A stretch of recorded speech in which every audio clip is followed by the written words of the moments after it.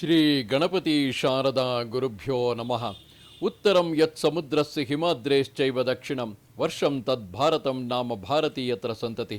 ಶ್ರೋತೃಗಳಿಗೆ ಶ್ರೀ ಸ್ಕಾಂದ ಮಹಾಪುರಾಣದ 2ನೇ ವೈಷ್ಣವ ಖಂಡದ ಅಯೋಧ್ಯ ಮಹಾತ್ಮ್ಯದಲ್ಲಿ ಸಹಸ್ರಚಂದ್ರ ವ್ರತೋದ್ಯಾಪನ ವಿಧಿವರ್ಣನ ಎಂಬ 3ನೇ ಅಧ್ಯಾಯಕ್ಕೆ ಸ್ವಾಗತ. ಸೂತ ಪುರಾಣಿಕನು ಹೇಳುತ್ತಾನೆ, ಕುಂಭ ಸಂಭವನಾದ ಅಗಸ್ತ್ಯ ಋಷಿಯ ಈ ಮಾತನ್ನು ಆದರದಿಂದ ಆಲಿಸಿ ಕೃಷ್ಣ ದ್ವೈಪಾಯನ ಮುನಿಯು ಮಧುರವಾದ ಈ ವಾಕ್ಯಗಳನ್ನು ಆಡಿದನು. ವ್ಯಾಸನು ಹೇಳುತ್ತಾನೆ, ಭಗವನ್, ಅದ್ಭುತವೂ ಉತ್ತಮವೂ ಆದ ಈ ತೀರ್ಥ ಮಹಾತ್ಮ್ಯವನ್ನು ನಿನ್ನಿಂದ ಕೇಳಿ ನನ್ನ ಮನಸ್ಸು ಪರಮಾನಂದವನ್ನು ಪಡೆಯಿತು. ಇದನ್ನು ಕೇಳುತ್ತಿರುವ ನನಗೆ ಬೇರೊಂದು ತೀರ್ಥ ಶ್ರೇಷ್ಠದ ವಿಚಾರವನ್ನು ತಿಳಿಸು. ಎಲೈ ಸುಬ್ರತನೆ, ಈ ವಿಷಯವನ್ನು ಕೇಳಿದಂತೆಲ್ಲ ನನ್ನ ಮನಸ್ಸಿಗೆ ತೃಪ್ತಿಯೇ ಆಗುವ ಹಾಗಿಲ್ಲ. ಅಗಸ್ತ್ಯನು ಹೇಳುತ್ತಾನೆ, ಎಲೈ ವಿಪ್ರನೆ, ಮತ್ತೊಂದು ಶ್ರೇಷ್ಠವಾದ ತೀರ್ಥವನ್ನು ಹೇಳುತ್ತೇನೆ ಕೇಳು. ಅದು ಸ್ವರ್ಗದ್ವಾರವೆಂದು ಪ್ರಸಿದ್ಧವಾಗಿದೆ. ಅದು ಸದಾ ಕಾಲದಲ್ಲಿಯೂ ಸರ್ವ ಪಾಪಗಳನ್ನು ಪರಿಹರಿಸುವಂತಹದು. ಸ್ವರ್ಗದ್ವಾರ ತೀರ್ಥದ ಮಹಾತ್ಮ್ಯವನ್ನು ವಿಸ್ತಾರವಾಗಿ ಹೇಳುವುದಕ್ಕೆ ಯಾವನೊಬ್ಬನೂ ಸಮರ್ಥನಲ್ಲವು. ಆದುದರಿಂದ ಎಲೈ ಸುವ್ರತನೆ, ಅದನ್ನು ಸಂಕ್ಷೇಪವಾಗಿ ಹೇಳುತ್ತೇನೆ ಕೇಳು. ಸಹಸ್ರಧಾರ ತೀರ್ಥವನ್ನು ಆರಂಭಿಸಿ ಪೂರ್ವ ದಿಕ್ಕಿನಲ್ಲಿ ಸರಿಯು ಜಲದಲ್ಲಿ 636 ಧನುಸ್ಸುಗಳವರೆಗೆ ಅದರ ಹರವಿರುತ್ತದೆ. ಈ ಸ್ವರ್ಗದ್ವಾರದ ವಿಸ್ತಾರವಾದ ಪುರಾಣವನ್ನು ಬಲ್ಲ ವಿಶಾರದರು ಸ್ವರ್ಗದ್ವಾರಕ್ಕೆ ಸಮನಾದ ತೀರ್ಥವು ಹಿಂದೆ ಇರಲಿಲ್ಲ, ಮುಂದೆ ಆಗುವುದಿಲ್ಲ ಎಂದು ಹೇಳುತ್ತಾರೆ. ಇದು ಮೂರು ಬಾರಿಗೂ ಸತ್ಯವಾದುದು. ನನ್ನ ಮಾತು ಅಸತ್ಯವಾಗುವುದಿಲ್ಲ. ಸ್ವರ್ಗದ್ವಾರಕ್ಕೆ ಸಮವಾದ ತೀರ್ಥವು ಬ್ರಹ್ಮಾಂಡ ಗೋಲಕದಲ್ಲಿಯೇ ಇರುವುದಿಲ್ಲವು. ಎಲೈ ಸುವ್ರತನೆ, ದೇವಲೋಕ ಭೂಲೋಕಗಳ ಸಕಲ ತೀರ್ಥಗಳು ಪ್ರಾತಃ ಕಾಲದಲ್ಲಿ ತಮ್ಮ ತಮ್ಮ ಸ್ಥಾನಗಳನ್ನು ಬಿಟ್ಟು ಅಲ್ಲಿಗೆ ಬಂದು ಆ ತೀರ್ಥವನ್ನು ಆಶ್ರಯಿಸಿ ನಿಲ್ಲುತ್ತವೆ. ಆದುದರಿಂದ ಸರ್ವ ತೀರ್ಥಗಳಲ್ಲಿಯೂ ಸ್ನಾನ ಮಾಡಿದ ಫಲವು ದೊರೆಯಬೇಕೆಂದು ಅಪೇಕ್ಷಿಸುವವನು ಇಲ್ಲಿ ವಿಶೇಷವಾಗಿ ಪ್ರಾತಃ ಸ್ನಾನವನ್ನು ಮಾಡಬೇಕು. ಯಾವ ಪ್ರಾಣಿಗಳು ಸ್ವರ್ಗದ್ವಾರ ತೀರ್ಥದ ಎಲ್ಲೆಯೊಳಗೆ ಪ್ರಾಣ ಬಿಡುವವೋ ಅವು ವಿಷ್ಣುವಿನ ಪರಮ ಸ್ಥಾನವನ್ನು ಹೋಗಿ ಸೇರುತ್ತವೆ. ಎಲೈ ದ್ವಿಜನೆ, ಇದರಲ್ಲಿ ಸಂಶಯವಿಲ್ಲವು. ಇದೋ ನೋಡು, ನರರಿಗೆ ಸ್ವರ್ಗಪ್ರಾಪ್ತಿಯನ್ನು ಉಂಟುಮಾಡುವ ಮುಕ್ತಿಗೆ ಬಾಗಿಲು. ಆದುದರಿಂದ ಇದು ಸ್ವರ್ಗದ್ವಾರವೆಂದು ಪ್ರಖ್ಯಾತವಾಗಿರುವುದು. ಇದಕ್ಕಿಂತಲೂ ಉತ್ತಮವಾದ ತೀರ್ಥವು ಮತ್ತೊಂದಿಲ್ಲವು. ಸ್ವರ್ಗದ್ವಾರವು ದೇವತೆಗಳಿಂದಲೂ ಪಡೆಯಲು ಬಹು ಕಷ್ಟವಾಗಿರುವಂತಹುದು ಎಂಬುದರಲ್ಲಿ ಸಂಶಯವಿಲ್ಲವು. ಇಲ್ಲಿ ಮಾನವನು ಏನೇನನ್ನು ಬಯಸುತ್ತಾನೆಯೋ ಅದನ್ನೆಲ್ಲವನ್ನು ಪಡೆಯುತ್ತಾನೆ. ಸ್ವರ್ಗದ್ವಾರದಲ್ಲಿ ಉತ್ತಮೋತ್ತಮವಾದ ಸಿದ್ಧಿಯುಂಟಾಗುತ್ತದೆ. ಸ್ವರ್ಗದ್ವಾರದಲ್ಲಿ ಉತ್ತಮೋತ್ತಮವಾದ ಗತಿಯುಂಟಾಗುತ್ತದೆ. ಈ ತೀರ್ಥದಲ್ಲಿ ಜಪ ಮಾಡಿದ್ದು, ದಾನ ಮಾಡಿದ್ದು, ಹೋಮ ಮಾಡಿದ್ದು, ದರ್ಶನ ಮಾಡಿದ್ದು, ತಪಸ್ಸು ಮಾಡಿದ್ದು, ಬೇರೆ ಕರ್ಮಗಳನ್ನು ಮಾಡಿದ್ದು, ಧ್ಯಾನ, ಅಧ್ಯಯನ, ದಾನ ಎಲ್ಲವೂ ಅಕ್ಷಯವಾಗುತ್ತದೆ. ಸ್ವರ್ಗದ್ವಾರವನ್ನು ಪ್ರವೇಶ ಮಾಡಿದವನಿಗೆ 1000 ಜನ್ಮಾಂತರಗಳಲ್ಲಿ ಮಾಡಲ್ಪಟ್ಟು ಹಿಂದಿನಿಂದಲೂ ಕೂಡಿ ಬಂದಿರುವ ಪಾಪವೆಷ್ಟಿದೆಯೋ ಅಷ್ಟು ನಾಶವಾಗಿ ಹೋಗುತ್ತದೆ. ಬ್ರಾಹ್ಮಣರು, ಕ್ಷತ್ರಿಯರು, ವೈಶ್ಯರು, ಶೂದ್ರರು, ವರ್ಣ ಸಂಕರ ಹೊಂದಿದವರು ಅಲ್ಲದೆ ಮ್ಲೇಚ್ಛರು, ಪಾಪ ಸಂಭೂತರಾದ ಇನ್ನುಳಿದ ಬೇರೆ ಬೇರೆ ಸಂಕರ ಜಾತಿಗಳವರು, ಕೀಟಗಳು, ಪಿಪೀಲಿಕೆ ಅಂದರೆ ಇರುವೆಗಳು, ಇನ್ನುಳಿದ ಎಲ್ಲ ಮೃಗ ಪಕ್ಷಿಗಳು ಎಲ್ಲವೂ ಸ್ವರ್ಗದ್ವಾರದಲ್ಲಿ ಕಾಲ ತುಂಬಿ ಬಂದು ಮರಣ ಹೊಂದಿದ ಬಳಿಕ ಕೌಮೋದಕಿಯನ್ನು ಕೈಯಲ್ಲಿ ಧರಿಸಿ ಗರುಡನನ್ನೇರಿ ಶುಭಕರವಾದ ವಿಷ್ಣುಪುರದಲ್ಲಿ ವಿಷ್ಣು ಸ್ವರೂಪಿಗಳಾಗಿ ಬೆಳಗುತ್ತಾರೆ. ಅಪೇಕ್ಷೆಯುಳ್ಳವನಾದರೂ ಈ ತೀರ್ಥಕ್ಕೆ ಹೋಗಿರುವವನೇ ಆದರೂ ಸ್ವರ್ಗದ್ವಾರದಲ್ಲಿ ಪ್ರಾಣಗಳನ್ನು ತ್ಯಾಗ ಮಾಡಿದವನು ವಿಷ್ಣುಲೋಕದಲ್ಲಿ ದೊಡ್ಡವನೆನಿಸುತ್ತಾನೆ. ಮುನಿಗಳು, ದೇವತೆಗಳು, ಸಿದ್ಧರು, ಸಾಧ್ಯರು, ಯಕ್ಷರು, ಮರುದ್ಗಣಗಳಾದಿಯಾಗಿ ಎಲ್ಲರೂ ಯಜ್ಞೋಪವೀತ ಮಾತ್ರದಿಂದಲೇ ಇದು ನನಗೆ ಎಂದು ಗುರುತಿಸಿ ವಿಭಾಗ ಮಾಡಿಕೊಂಡರು. ಮಧ್ಯಾಹ್ನದಲ್ಲಿ ಇಲ್ಲಿ ದೇವತಾಗಣಗಳು ಸಾನ್ನಿಧ್ಯವನ್ನು ಹೊಂದಿರುತ್ತಾರೆ. ಆದುದರಿಂದ ಇಲ್ಲಿ ಮಧ್ಯಾಹ್ನದಲ್ಲಿಯೂ ಆದರದಿಂದ ಸ್ನಾನ ಮಾಡುತ್ತಾರೆ. ಯಾರು ಸ್ವರ್ಗದ್ವಾರದಲ್ಲಿ ಜಿತೇಂದ್ರಿಯರಾಗಿ ಅನಶನ ವ್ರತವನ್ನು ಆಚರಿಸುತ್ತಾರೆಯೋ, ಯಾರು ಮಾಸೋಪವಾಸವನ್ನು ಮಾಡುತ್ತಾರೆಯೋ ಅವರೆಲ್ಲರೂ ಪರಮಸ್ಥಾನವನ್ನು ಹೋಗಿ ಸೇರುತ್ತಾರೆ. ಯಾವ ಮಾನವರು ಬ್ರಾಹ್ಮಣರಿಗೆ ಅನ್ನದಾನ ಮಾಡುವುದರಲ್ಲಿ ನಿರತರಾಗಿರುವರೋ, ಯಾರು ರತ್ನ ದಾನ ಮಾಡುವರೋ, ಭೂದಾನ, ಗೋದಾನ, ವಸ್ತ್ರದಾನಗಳನ್ನು ಯಾರು ಮಾಡುವರೋ ಅವರೆಲ್ಲರೂ ಶ್ರೀಹರಿಯ ಭವನಕ್ಕೆ ಹೋಗುತ್ತಾರೆ. ಸಿದ್ಧರು, ಮಹಾತ್ಮರಾದ ಮುನಿಗಳು, ಪಿತೃಗಳು ಎಲ್ಲರೂ ಇಲ್ಲಿಂದಲೇ ಸ್ವರ್ಗವನ್ನು ಕುರಿತು ಪ್ರಯಾಣ ಮಾಡುತ್ತಾರೆ. ಆದುದರಿಂದ ಇದು ಸ್ವರ್ಗದ್ವಾರವೆಂದು ಹೆಸರು ಪಡೆದಿರುವುದು. ದೇವದೇವನಾದ ಶ್ರೀಹರಿಯು ತನ್ನ ದೇಹವನ್ನು 4 ಭಾಗವಾಗಿ ವಿಭಾಗಿಸಿಕೊಂಡು ತಾನೇ ರಾಘವನಾಗಿ ಸೋದರರೊಡಗೂಡಿ ಇಲ್ಲಿ ಸದಾ ಕಾಲವೂ ರಮಿಸುತ್ತಿರುತ್ತಾನೆ. 4 ಮುಖಗಳುಳ್ಳ ಸನಾತನನಾದ ಪಿತಾಮಹನು ಬ್ರಹ್ಮಲೋಕವನ್ನು ಪರಿತ್ಯಾಗ ಮಾಡಿ ದೇವತೆಗಳಿಂದೊಡಗೂಡಿ ಇಲ್ಲಿಯೇ ಯಾವಾಗಲೂ ರಮಿಸುತ್ತಾನೆ. ಕೈಲಾಸ ನಿಲಯನಾದ ಶಿವನು ಇಲ್ಲಿಯೇ ನೆಲೆಸಿರುವನು. ಪಾಪ ಕರ್ಮದ ರಾಶಿಯು ಮೇರು ಮಂದರ ಪರ್ವತಗಳಷ್ಟು ಮಹತ್ತಾಗಿದ್ದರೂ ಸ್ವರ್ಗದ್ವಾರಕ್ಕೆ ಹೋಗಿ ಸೇರಿದರೆ ಅದೆಲ್ಲವೂ ಕ್ಷಯಿಸಿ ಹೋಗುವುದು. ಜ್ಞಾನ ತಪಸ್ಸುಗಳಿಗೆ ಯಾವ ಗತಿಯೋ, ಯಜ್ಞ ಮಾಡುವವರಿಗೆ ಯಾವ ಗತಿಯೋ, ಸ್ವರ್ಗದ್ವಾರದಲ್ಲಿ ಮೃತರಾದವರಿಗೆ ಆ ಶುಭಗತಿಯೋ ದೊರಕುತ್ತದೆ. ಋಷಿ ಸಮೂಹಗಳಿಂದಲೂ ದೇವಾಸುರ ಗಣಗಳಿಂದಲೂ ಜಪ ಹೋಮ ನಿರತರಾಗಿರುವವರಿಂದಲೂ ಮೋಕ್ಷಾಭಿಲಾಷಿಗಳಾದ ಯತಿಗಳಿಂದಲೂ ಸ್ವರ್ಗದ್ವಾರವು ಸರ್ವಕಾಲದಲ್ಲಿಯೂ ಸೇವಿಸಲ್ಪಡುತ್ತದೆ. 60,000 ವರ್ಷದವರೆಗೆ ಮಾಡಿದ ಕಾಶಿವಾಸದಿಂದ ಯಾವ ಫಲವುಂಟಾಗುವುದೋ ಆ ಫಲವು ಕಲಿಯುಗದಲ್ಲಿ ದಾಶರಥಿಯು ಅಯೋಧ್ಯಾಪುರಿಯಲ್ಲಿ ನಿಮಿಷಾರ್ಧ ಕಾಲ ಮಾತ್ರ ವಾಸ ಮಾಡುವುದರಿಂದಲೇ ದೊರಕುತ್ತದೆ. ವಾರಾಣಸಿಯಲ್ಲಿ ಯೋಗಯುಕ್ತರಾಗಿ ದೇಹತ್ಯಾಗ ಮಾಡಿದವರಿಗೆ ಯಾವ ಗತಿಯುಂಟಾಗುವುದೋ ಆ ಸದ್ಗತಿಯು ಸರಯೂ ನದಿಯಲ್ಲಿ ಹರಿವಾಸರದಲ್ಲಿ ಸ್ನಾನ ಮಾಡಿದ ಮಾತ್ರದಿಂದಲೇ ಉಂಟಾಗುತ್ತದೆ. ಸ್ವರ್ಗದ್ವಾರದಲ್ಲಿ ಮೃತನಾದ ಯಾವನೂ ನರಕವನ್ನು ನೋಡುವುದೇ ಇಲ್ಲವು. ಕೇಶವನಿಂದ ಅನುಗ್ರಹೀತರಾಗಿ ಎಲ್ಲರೂ ಪರಮ ಪದವನ್ನೈದುತ್ತಾರೆ. ಎಲೈ ದ್ವಿಜೋತ್ತಮನೇ, ಭೂಲೋಕದಲ್ಲಿಯೂ ಅಂತರಿಕ್ಷದಲ್ಲಿಯೂ ದೇವಲೋಕದಲ್ಲಿಯೂ ಯಾವ ಯಾವ ತೀರ್ಥಗಳಿವೆಯೋ ಆ ತೀರ್ಥಗಳೆಲ್ಲವನ್ನು ಮೀರಿ ಇದು ಮೆರೆಯುತ್ತಿರುವುದು. ಯಾರು ವಿಷ್ಣು ಭಕ್ತಿಯನ್ನು ಪಡೆದು ಒಳ್ಳೆಯ ನಿಶ್ಚಯವುಳ್ಳವರಾಗಿ ಅದರಲ್ಲಿ ರಮಿಸುತ್ತಿರುವರೋ, ವಿಷಯಗಳಲ್ಲಿ ನೆಲೆಸಿದ ಕಾಮವನ್ನು ತಮ್ಮ ಶಕ್ತಿಯಿದ್ದಷ್ಟು ಅಡಗಿಸಿ ಸ್ವಾಧೀನಪಡಿಸಿಕೊಂಡು ವರ್ತಿಸುತ್ತಿರುವರೋ, ಯಾವಾಗಲೂ ಎಲ್ಲೆಡೆಯೂ ಶಕ್ತಿ ಅನುಸಾರ ತಪಸ್ಸಿನಲ್ಲಿಯೇ ತೊಡಗಿರುವರೋ ಅವರಿಗೆ 100 ಕಲ್ಪಕೋಟಿಗಳು ಕಳೆದರೂ ಪುನರಾವೃತ್ತಿ ಇರುವುದಿಲ್ಲ.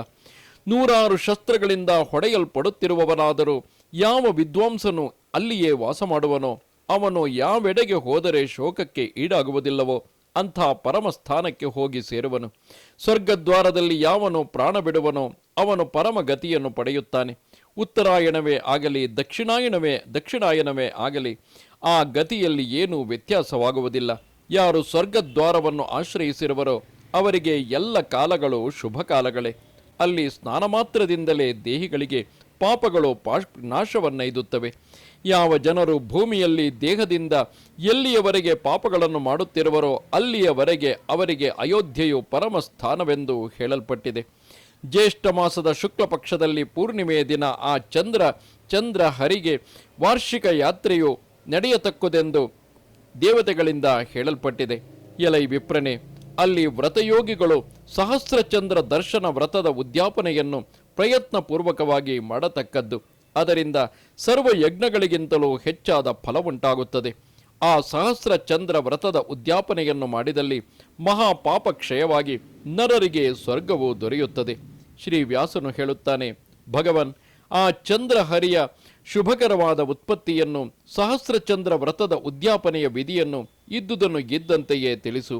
ಅಗಸ್ತ್ಯನು ಹೇಳುತ್ತಾನೆ, ಅಯ್ಯ ಮುನಿಯೇ, ಶೀತಕಿರಣನು ಸುಧಾನಿಧಿಯೂ ಆದ ಚಂದ್ರನು ಅಯೋಧ್ಯ ನಿಲಯನಾದ ಮಹಾವಿಷ್ಣುವನ್ನು ವಂದಿಸಿ ತೀರ್ಥ ಮಹಾತ್ಮ್ಯವನ್ನು ಸಾಕ್ಷಾತ್ಕರಿಸಿಕೊಳ್ಳಲು ಉತ್ಸುಕನಾಗಿ ಇಲ್ಲಿಗೆ ಬಂದು ತೀರ್ಥಯಾತ್ರೆಯನ್ನು ಮಾಡಿದನು. ಪೂಜಾ ದ್ರವ್ಯಗಳಿಂದ ಆಶ್ಚರ್ಯಕರಗಳಾದ ಬಗೆಯ ಕ್ರಮವಾಗಿಯೂ ವಿಧಿಪೂರ್ವಕವಾಗಿಯೂ ವಿಷ್ಣುವನ್ನು ಆರಾಧಿಸಿ ನಡೆಸಲು ಬಹು ಕಷ್ಟವಾದ ತಪಸ್ಸಿನಿಂದ ವಿಷ್ಣುವಿನ ಪ್ರಸಾದವನ್ನು ಪಡೆದುಕೊಂಡು ತನ್ನ ಹೆಸರಿನಿಂದಲೇ ಆವಿರ್ಭವಿಸಿದ ಆ ಶ್ರೀಹರಿಯ ಮೂರ್ತಿಯನ್ನು ಅಲ್ಲಿ ಸ್ಥಾಪನೆ ಮಾಡಿದನು. ಆದುದರಿಂದ ಆ ಮೂರ್ತಿಯು ಚಂದ್ರಹರಿ ಎಂದು ಹೆಸರಾಯಿತು. ಹೀಗೆ ವಾಸುದೇವನ ಪ್ರಸಾದದಿಂದ ಆ ಸ್ಥಾನವು ಅದ್ಭುತವಾಯಿತು. ಎಲೈ ಸುವ್ರತನೇ, ಆ ಸ್ಥಾನವು ಸರ್ವಭೂತಗಳಿಗೂ ಮೋಕ್ಷಕ್ಕೆ ಒಡೆಯರಾದ ವಾಸುದೇವನಿಗೆ ಅತ್ಯಂತ ರಹಸ್ಯ ಸ್ಥಾನವಾಗಿರುವುದು. ಎಲೈ ವಿಪ್ರನೆ, ಈ ಸ್ಥಾನದಲ್ಲಿ ಸಿದ್ಧರು ಸದಾಕಾಲವೂ ವಿಷ್ಣು ವ್ರತವನ್ನು ಧರಿಸಿರುವರು. ಜಿತೇಂದ್ರಿಯರಾಗಿರುವ ಮುಕ್ತಾತ್ಮರು ಈ ತೀರ್ಥದಲ್ಲಿ ನಾನಾ ಬಗೆಯ ಚಿಹ್ನೆಗಳನ್ನು ಧರಿಸಿ ವಿಷ್ಣು ಲೋಕವನ್ನು ಬಯಸುತ್ತಾ ನಿತ್ಯವೂ ಪರಮಯೋಗವನ್ನು ಅಭ್ಯಾಸ ಮಾಡುತ್ತಿರುತ್ತಾರೆ. ಬೇರೆ ಯಾವ ಕಡೆಯಲ್ಲಿಯೂ ಇಲ್ಲಿನಂತೆ ಧರ್ಮವನ್ನು ಪಡೆಯಲಾಗುವುದಿಲ್ಲ. ಇಲ್ಲಿ ಮಾಡಿದ ದಾನ, ವ್ರತ, ಹೋಮ ಎಲ್ಲವೂ ಅಕ್ಷಯವಾಗುವುದು. ಇಲ್ಲಿ ಪ್ರಾಣಿಗಳಿಗೆ ಸಮಸ್ತ ಇಷ್ಟಾರ್ಥಗಳ ಫಲಪ್ರಾಪ್ತಿಯು ಸದಾ ಕಾಲದಲ್ಲಿಯೂ ಉಂಟಾಗುತ್ತದೆ. ಆದುದರಿಂದ ಇಲ್ಲಿ ಪ್ರಾಣಿಗಳು ಸರ್ವ ಪ್ರಯತ್ನದಿಂದಲೂ ದಾನಾದಿಗಳನ್ನು, ಬ್ರಾಹ್ಮಣ ಪೂಜೆಯನ್ನು, ವಿಶೇಷವಾಗಿ ದಂಪತಿ ಪೂಜೆಯನ್ನು ಕ್ರಮವಾಗಿ ಮಾಡಬೇಕು. ಸರ್ವ ಯಜ್ಞಗಳ ಫಲಗಳಿಂದಲೂ, ಸರ್ವ ತೀರ್ಥಗಳಲ್ಲಿ ಸ್ನಾನ ಮಾಡುವುದರಿಂದಲೂ, ಸರ್ವ ದೇವತೆಗಳನ್ನು ದರ್ಶನ ಮಾಡುವುದರಿಂದಲೂ ನರರಿಗೆ ಯಾವ ಪುಣ್ಯ ಉಂಟಾಗುವುದೋ ಆ ಪುಣ್ಯವೆಲ್ಲವೂ ಈ ಕ್ಷೇತ್ರ ದರ್ಶನದಿಂದಲೇ ಉಂಟಾಗುತ್ತದೆ. ಆದುದರಿಂದ ಇದು ಮಹಾಕ್ಷೇತ್ರವೆಂದು ಪುರಾಣಾದಿಗಳಲ್ಲಿ ಹಾಡಲ್ಪಟ್ಟಿದೆ. ಮಾನವರು ಇಲ್ಲಿ ಬ್ರಾಹ್ಮಣರನ್ನು ಮುಂದಿಟ್ಟುಕೊಂಡು ಚಂದ್ರ ಹರಿಯ ಎದುರಿನಲ್ಲಿ ಸಹಸ್ರ ಚಂದ್ರ ವ್ರತವೆಂಬ ಹೆಸರಿನ ಉದ್ಯಾಪನ ವಿಧಿಯನ್ನು ನೆರವೇರಿಸಬೇಕು. 2.5 ವರ್ಷ, 5 ಪಕ್ಷ, 2 ದಿನ ಮೇಲೆ 1 ದಿನದ 8ನೇ 1 ಭಾಗ ಇಷ್ಟು ಕಳೆದರೆ ಒಂದು ಅಧಿಕ ಮಾಸವು ಬರುತ್ತದೆ. 83 ವರ್ಷದ ಮೇಲೆ 4 ತಿಂಗಳುಗಳಾದರೆ ಆಗ ಸಹಸ್ರ ಚಂದ್ರ ದರ್ಶನವಾಗುತ್ತದೆ. 83 ವರ್ಷದ ಮೇಲೆ 4 ತಿಂಗಳುಗಳಾದರೆ ಆಗ ಸಹಸ್ರ ಚಂದ್ರವಾಗುತ್ತದೆ. ಅಷ್ಟು ಕಾಲದವರೆಗೆ ಯಾವ ನರನು ಜೀವಿಸಿರುವನೋ ಅವನು ಪ್ರಯತ್ನಪಟ್ಟು ಯಾತ್ರೆ ಮಾಡಿ ಆ ವ್ರತದ ಉದ್ಯಾಪನೆಯನ್ನು ನಡೆಸಬೇಕು. ಸದಾಕಾಲವು ಯಜ್ಞ ಮಾಡುವವರಿಗೆ ಯಾವ ಪುಣ್ಯ ಉಂಟೆಂದು ಹೇಳಿದೆಯೋ, ಸತ್ಯವಾದಿಗಳಿಗೆ ಯಾವ ಪುಣ್ಯವೋ, ಹೇಮ ಅಂದರೆ ಚಿನ್ನವನ್ನು ದಾನ ಮಾಡಿದವರಿಗೆ ಯಾವ ಪುಣ್ಯವೋ ಆ ಪುಣ್ಯವನ್ನು ಸಹಸ್ರ ಚಂದ್ರ ದರ್ಶನ ವ್ರತವನ್ನು ಮಾಡಿದವರು ಪಡೆಯುತ್ತಾರೆ. ಸರ್ವ ಸೌಖ್ಯವನ್ನು ಕೊಡತಕ್ಕ ಆ ರೀತಿಯ ವ್ರತವು ಇಲ್ಲಿ ಹೇಳಲ್ಪಡುತ್ತದೆ. ಚತುರ್ದಶಿಯ ದಿನ ಹಲ್ಲುಜ್ಜಿಕೊಂಡು ಸ್ನಾನ ಮಾಡಿ ಶುಚಿಯಾಗಿ ಬ್ರಹ್ಮಚರ್ಯವನ್ನು ನಡೆಸಿ ಮಾತು ಮೈ ಮನಸ್ಸುಗಳನ್ನು ಅಂಕೆಯಲ್ಲಿ ಇರಿಸಿಕೊಂಡು ಪೂರ್ಣಿಮೆಯ ದಿನವೂ ಹಾಗೆಯೇ ಮಾಡಿ ಚಂದ್ರ ಪೂಜೆಯನ್ನು ಮಾಡಬೇಕು. ಗೌರಿ ಮೊದಲಾದ ಕ್ರಮದಿಂದ ಮಾತೃದೇವತೆಗಳನ್ನು ಪೂಜಿಸಬೇಕು. ವೃದ್ಧಿ ಶ್ರಾದ್ದ ಎಂದರೆ ನಾಂದಿ ಪೂರ್ವಕವಾಗಿ ಭಕ್ತಿಯಿಂದ ಋತುಜರನ್ನು ಪೂಜಿಸಬೇಕು. ಪರಿಶುದ್ಧಾತ್ಮರಾಗಿ ಚಂದ್ರಮಂಡಲ ಸಮಾನವಾದ 1000 ಪ್ರತಿಮೆಗಳನ್ನು ಮಾಡಿಸಬೇಕು, ಅಥವಾ ಅದರ ಅರ್ಧದಷ್ಟು ಪ್ರತಿಮೆಗಳನ್ನಾದರೂ ಮಾಡಿಸಬೇಕು. ಹಾಗಲ್ಲವಾದರೆ ಅದರ ಅರ್ಧದಷ್ಟನ್ನು ಮಾಡಿಸಬೇಕು. ಅದರ ಅರ್ಧದಷ್ಟು ಹೀಗೆ ತನ್ನ ಸಂಪತ್ತಿಗೆ ಅನುಸಾರವಾಗಿ ಪ್ರತಿಮೆಗಳನ್ನು ಮಾಡಿಸಬೇಕು. ಬಳಿಕ ಶ್ರದ್ಧೆಗೆ ತಕ್ಕಂತೆಯಾಗಲಿ ಸಂಪತ್ತಿಗೆ ತಕ್ಕಂತೆಯಾಗಲಿ ಪ್ರತಿಮೆಗಳನ್ನು ಮಾಡಿಸತಕ್ಕದ್ದು, ಅಥವಾ ಶುಭಕರವಾದ 16 ಪ್ರತಿಮೆಗಳನ್ನು ಪ್ರಯತ್ನಪೂರ್ವಕವಾಗಿ ಮಾಡಿಸತಕ್ಕದ್ದು. ಬಳಿಕ ಆಗಮೋಕ್ತ ವಿಧಾನದಿಂದ ಚಂದ್ರ ಪೂಜೆಯನ್ನು ಮಾಡಬೇಕು. 16 ಮಾಷಗಳ ಚಿನ್ನ ಮತ್ತು ಬೆಳ್ಳಿಯಿಂದ ಪ್ರತ್ಯೇಕವಾಗಿ ಶುಭಕರವಾದ ಚಂದ್ರನ ಮೂರ್ತಿಯನ್ನು ಮಾಡಿಸಬೇಕು. ದ್ರವ್ಯಕ್ಕನುಸಾರವಾಗಿ ಸೋಮಯಂತ್ರದಿಂದ ಹೋಮ ಮಾಡಬೇಕು. ಪ್ರತಿಮಾ ಸ್ಥಾಪನೆಯನ್ನು ಮಾಡಿ ಸೋಮ ಮಂತ್ರವನ್ನು ಪಠಿಸಬೇಕು. ಸೋಮೋತ್ಪತ್ತಿಯನ್ನು, ಸೋಮ ಸೂಕ್ತವನ್ನು ಪ್ರಯತ್ನಪೂರ್ವಕವಾಗಿ ಪಠನ ಮಾಡಿಸಬೇಕು. ಆಮೇಲೆ ಆಗಮೋಕ್ತ ವಿಧಾನದಿಂದ ಚಂದ್ರ ಪೂಜೆಯನ್ನು ಮಾಡಬೇಕು. ಮಂಡಲದಲ್ಲಿ ಚಂದ್ರನ್ಯಾಸವನ್ನು, ಕಲಾನ್ಯಾಸವನ್ನು, ಜಲನ್ಯಾಸವನ್ನು, ದಶೇಂದ್ರಿಯ ನ್ಯಾಸವನ್ನು, ಏಕದಶೇಂದ್ರಿಯ ನ್ಯಾಸವನ್ನು ವಿಧಿಪೂರ್ವಕವಾಗಿ ಮಾಡಬೇಕು. ಶುಭಕರವಾದ ತಂಡುಲದಿಂದ ಚಂದ್ರಬಿಂಬಕ್ಕೆ ಸಮಾನವಾದ ಮಂಡಲವನ್ನು ಮಾಡಬೇಕು. ಆ ಮಂಡಲದ ಮಧ್ಯದಲ್ಲಿ ಹಸುವಿನ ಹಾಲಿನಿಂದ ತುಂಬಿದ ಕಲಶವನ್ನು ಸ್ಥಾಪಿಸಬೇಕು. ಚೌಕದ 4 ಹೊರಮೂಲೆಗಳಲ್ಲಿಯೂ ಪೂರ್ಣ ಕಲಶಗಳನ್ನು ಇಡಬೇಕು. ಮಂಡಲದಲ್ಲಿ ಮುಂದೆ ಹೇಳುವ ಕ್ರಮದಲ್ಲಿ ಹೆಸರುಗಳನ್ನು ಹೇಳುತ್ತಾ ಚಂದ್ರ ಪೂಜೆಯನ್ನು ಮಾಡಬೇಕು.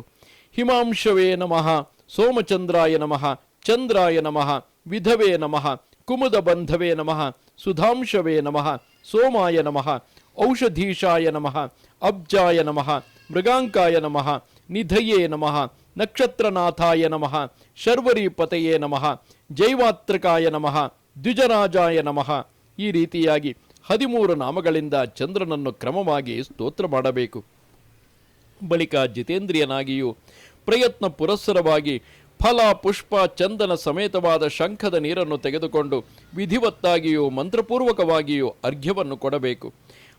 ಮಾಸದ ಕೊನೆಯಲ್ಲಿಯೂ ಮತ್ತೆ ಹುಟ್ಟುವವನೇ, ನಿನಗೆ ನಮಸ್ಕಾರವು.